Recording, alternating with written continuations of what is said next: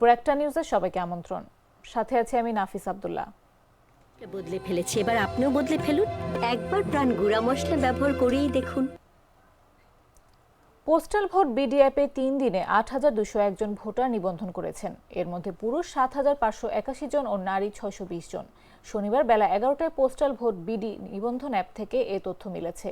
ত্রয়োদশ জাতীয় সংসদ নির্বাচনে ভোট দিতে আগ্রহীরা গত ৩ দিনে ২৯ দেশ থেকে নিবন্ধন করেছেন। নিবন্ধিতদের প্রায় অর্ধেকই দক্ষিণ কোরিয়া প্রবাসী। সবচেয়ে বেশি নিবন্ধন করেছেন দক্ষিণ কোরিয়ার ৩,৭৯৩ জন। দ্বিতীয় স্থানে রয়েছে জাপানের ১,০৪৫ জন। এরপর দক্ষিণ আফ্রিকা থেকে ১,০০০ জন, চীন থেকে ৬৫৬ জন, মিশর থেকে ২২৫ ও লিবিয়া থেকে ১৫৯ জন নিবন্ধন করেছেন। প্রবাসী বাংলাদেশি ভোটার ও দেশের ভেতরের ৩ ধরনের ব্যক্তিদের ভোট গ্রহণ নিশ্চিতে গেল মঙ্গলবার পোস্টাল ভোট বিডি অ্যাপ উদ্বোধন করা হয়। নিবন্ধিতরাই ত্রয়োদশ জাতীয় সংসদ নির্বাচন ও গণভোটে পোস্টাল ব্যালটে ভোট দিতে পারবেন। এক্ষেত্রে নিবন্ধনের জন্য বিশ্বের বিভিন্ন অঞ্চলে ৫ দিন করে নিবন্ধনের সময় বেঁধে দিয়েছে নির্বাচন কমিশন।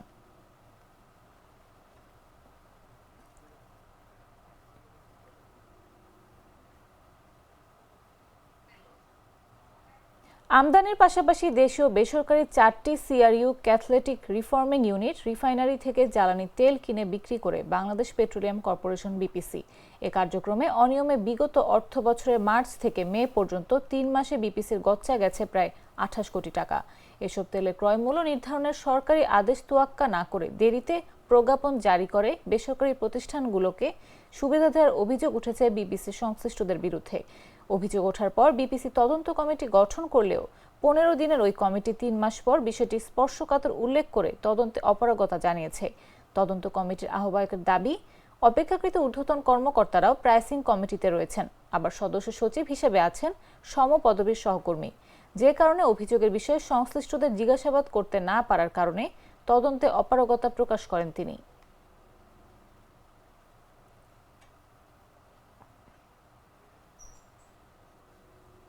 দুই দিনের রাষ্ট্রীয় সফরে শনিবার সকালে ঢাকায় পৌঁছেছেন ভুটানের প্রধানমন্ত্রী শেরিং তোবগে। হযরত শাহজালাল আন্তর্জাতিক বিমানবন্দরে তাকে স্বাগত জানান অন্তর্বর্তী সরকারের প্রধান উপদেষ্টা অধ্যাপক ডক্টর মোহাম্মদ ইউনূস। এ সময় শুক্রবারের ভূমিকম্পে বাংলাদেশে ক্ষয়ক্ষতি ও প্রাণহানির বিষয়ে খোঁজ খবর নেন ভুটানের প্রধানমন্ত্রী। ভুটানের প্রধানমন্ত্রীকে বহনকারী ড্রুক এয়ারের বিমানটি শনিবার সকাল ৮টা ১৫ হযরত শাহজালাল আন্তর্জাতিক বিমানবন্দরে অবতরণ করে। এ সময় লাল গালিচা বিছিয়ে তাকে স্বাগত জানানো হয়। প্রধান উপদেষ্টা উপপ্রেস সচিব আবুল কালাম আজাদ মজুমদার এ তথ্য জানান। আবুল কালাম আজাদ মজুমদার জানান, বিমানবন্দরের ভিআইপি লাউঞ্জে প্রধান উপদেষ্টা ও ভুটানের প্রধানমন্ত্রীর মধ্যে সংক্ষিপ্ত বৈঠক হয়। বৈঠকে প্রধানমন্ত্রী তোবগে শুক্রবারের ভূমিকম্পে ক্ষয়ক্ষতি ও প্রাণহানির বিষয়ে খোঁজ নেন এবং নিহতদের পরিবারের প্রতি গভীর সমবেদনা জানান।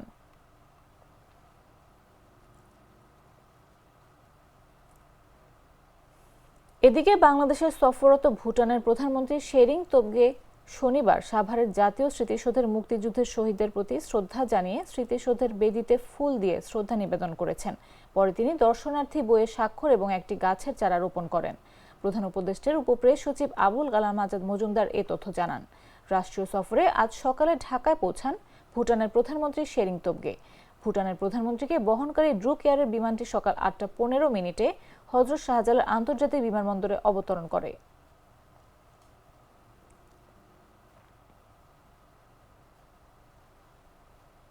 নাটা জেলি আর পানীয়র এক অসম কম্বিনেশন, ড্রিঙ্কো চাবান পানীয়।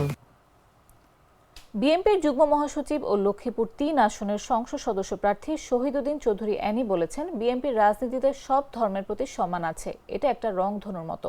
শুক্রবার রাতে লক্ষ্মীপুরের পৌরসভার শমশেরাবাদ জোর দিঘিরপাড় এলাকার মহাদেব মন্দির পরিদর্শনে গিয়ে তিনি এসব কথা বলেন। শহীদুদ্দিন চৌধুরী অ্যানি বলেন, শহীদ রাষ্ট্রপতি জিয়াউর রহমান স্বাধীনতার ঘোষক ছিলেন। তিনি মুক্তিযুদ্ধ করেছেন, রণাঙ্গনে মুক্তিযুদ্ধের নেতৃত্ব দিয়েছেন। বেগম খালেদা জিয়া বিগত আন্দোলন সংগ্রাম করতে গিয়ে অনেকভাবে নির্যাতিত হয়েছেন। ভারপ্রাপ্ত চেয়ারম্যান নির্যাতিত হয়ে তারেক রহমান দেশের বাইরে আছেন, খুব শিগগিরই দেশে ফিরবেন। তিনি আরো বলেন, দেশে একটি স্বাভাবিক সুন্দর একটি নির্বাচন হবে।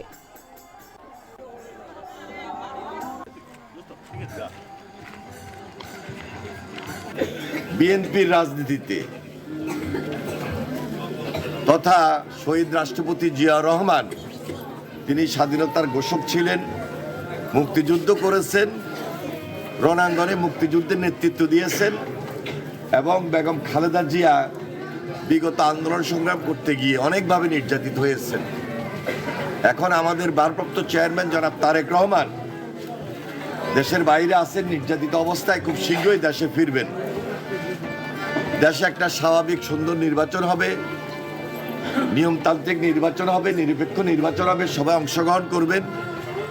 আমরা প্রত্যাশা করি অতীতে যেভাবে আপনাদের সঙ্গে ছিলাম সেভাবে থেকেই আপনাদের যে কোনো সমস্যা, আপনাদের ভাই বাদার আত্মীয় স্বজন সবাই আছেন, আপনাদের কমিটি আছে, কমিটির নেতৃবৃন্দ আমাকে দাওয়াত করেছে, আমি অত্যন্ত খুশি হয়েছি, সম্মানিত হয়েছি।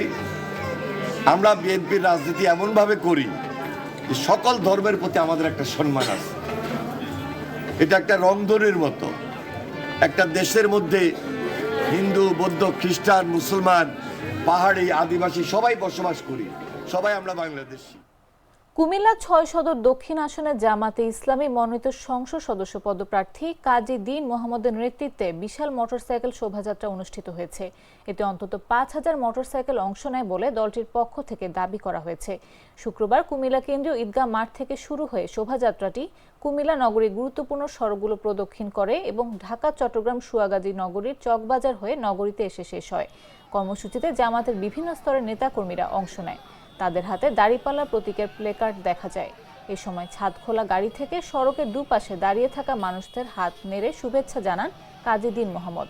শোভাযাত্রায় প্রধান অতিথি হিসেবে উপস্থিত ছিলেন জামাতে ইসলামের কেন্দ্রীয় কর্মপরিষদ সদস্য, কুমিল্লা মহানগর আমির এবং কুমিল্লা ৬ আসনের সংসদ সদস্য পদপ্রার্থী কাজী দ্বীন মোহাম্মদ।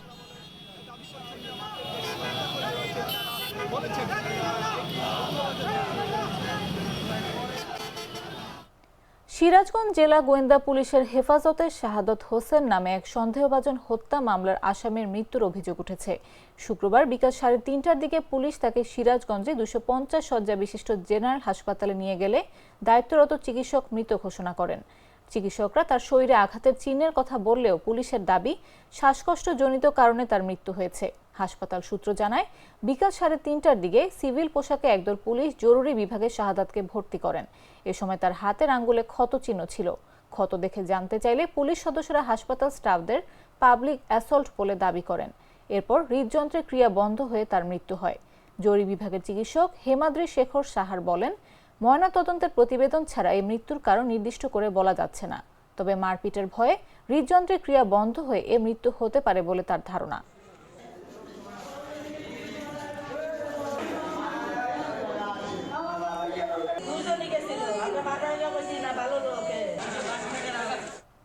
এদিকে সিরাজগঞ্জ ৩ রায়গঞ্জ তারাস আসনে দলীয় প্রার্থী রিভিউয়ের দাবি জানিয়েছেন বিএনপির একাংশ নেতাকর্মীরা। এই আসনের ৪ বারের সাবেক সংসদ সদস্য ও বিএনপি চেয়ারপারসনের উপদেষ্টা কমিটির সদস্য প্রয়াত আব্দুল মান্নান তালুকদারের ছেলে রাহিদ মান্নান লেনিনকে মনোনয়ন দেওয়ার দাবি জানান তারা। লেনিন বর্তমানে জেলা বিএনপির কার্যনির্বাহী সদস্য হিসেবে দায়িত্ব পালন করছেন। শুক্রবার বিকেলে রায়গঞ্জ উপজেলার ধুবিল সরকারি প্রাথমিক বিদ্যালয় মাঠে এক জনসভায় তারা এ দাবি জানান। জনসভার আয়োজন করে ধুবিল ইউনিয়ন বিএনপি ও তার অঙ্গ সংগঠন। এতে ধুবিল ইউনিয়ন ছাড়াও উপজেলার কয়েক হাজার নারী পুরুষ অংশ নেন। এ সময় তারা পুনর্বিবেচনা করে সিরাজগঞ্জ ৩ আসনে রাহিদ মান্নান লেনিনকে দলীয় মনোনয়ন দেওয়ার দাবি জানান। তার কয়েক হাজার কর্মী ও সমর্থকরা রিভিউয়ের দাবিতে বিভিন্ন স্লোগানে জনসভা প্রাঙ্গণ মুখরিত করে তোলেন। এর আগে নেতাকর্মীরা মিছিল নিয়ে জনসভায় দলে দলে যোগ দেন।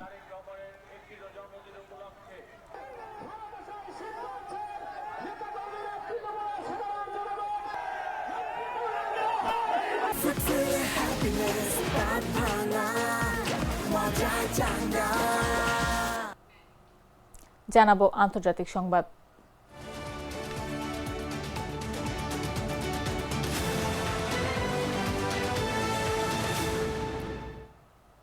নাইজেরিয়ার মধ্যাঞ্চলে একটি ক্যাথলিক স্কুল থেকে ২২৭ জন শিক্ষার্থী ও শিক্ষককে অপহরণ করেছে বন্দুকধারীরা। কর্তৃপক্ষ শুক্রবার এ তথ্য জানিয়েছে। এক সপ্তাহের মধ্যে দেশটিতে এটি দ্বিতীয় বড় অপহরণ। ক্রিশ্চিয়ান অ্যাসোসিয়েশন অব নাইজেরিয়ার এক মুখপাত্র জানান, নাইজার রাজ্যের সেন্ট মেরি স্কুল থেকে অপহৃত ২১৫ শিক্ষার্থী ছাত্রী, পাশাপাশি আরও ১২ জন শিক্ষককে তুলে নিয়ে গেছে হামলাকারীরা।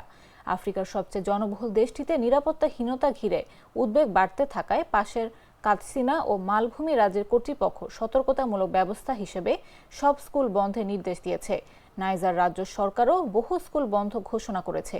অপহরণের ঘটনায় সৃষ্ট সংকট মোকাবেলায় প্রেসিডেন্ট বোলা টিনুবু আন্তর্জাতিক সফর বাতিল করেছেন, যার মধ্যে জোহানেসবার্গে অনুষ্ঠিতব্য G20 সম্মেলনে যোগদানও অন্তর্ভুক্ত ছিল।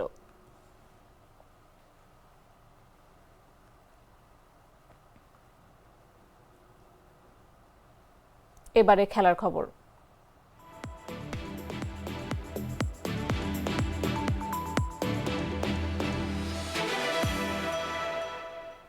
দোহা এশিয়া কাপ রাইজিং স্টার্স টুর্নামেন্টের রুদ্ধশ্বাস দ্বিতীয় সেমিফাইনালে শ্রীলঙ্কা এ দলকে 5 রানে হারালো পাকিস্তান শাহিনস। ফাইনালে তাদের প্রতিপক্ষ বাংলাদেশ। শেষ ওভারে শ্রীলঙ্কার দরকার 15 রান। উবাইদ শাহর প্রথম 2 বলে 2টি ওয়াইড, 1টি বাউন্ডারি সহ এলো 7 রান। 4 বলে দরকার মাত্র 8। তৃতীয় বলে এলবিডব্লিউ সেট ব্যাটার মিলান রত্নায়কে। শেষ বলে শেষ ব্যাটার রান আউট। প্রথমে ব্যাট করে 9 উইকেটে 153 রান তুলেছিল পাকিস্তান শাহিনস।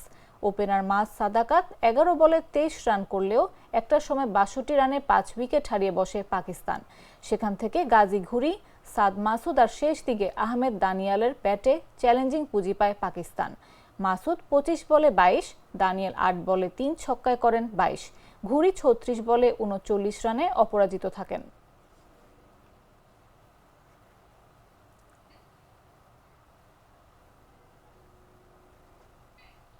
সংবাদ শেষ করার আগে শিরোনামগুলো জানিয়ে দিচ্ছি আরো একবার।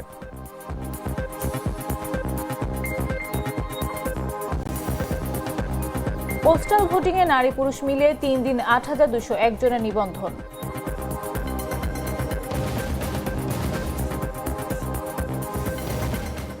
বেসরকারি প্ল্যান্টের তেল কিনে 3 মাসে বিপিসির গচ্চা 28 কোটি টাকা।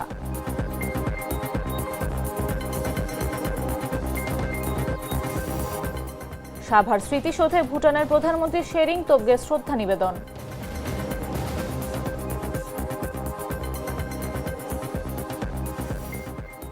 নাইজেরিয়া স্কুল থেকে 220 জনের বেশি শিক্ষার্থীর শিক্ষককে অপহরণ।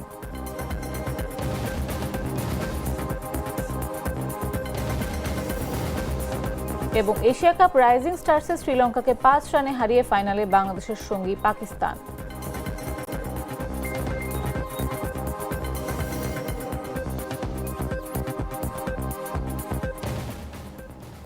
দর্শক, এই ছিল এখনকার মতো।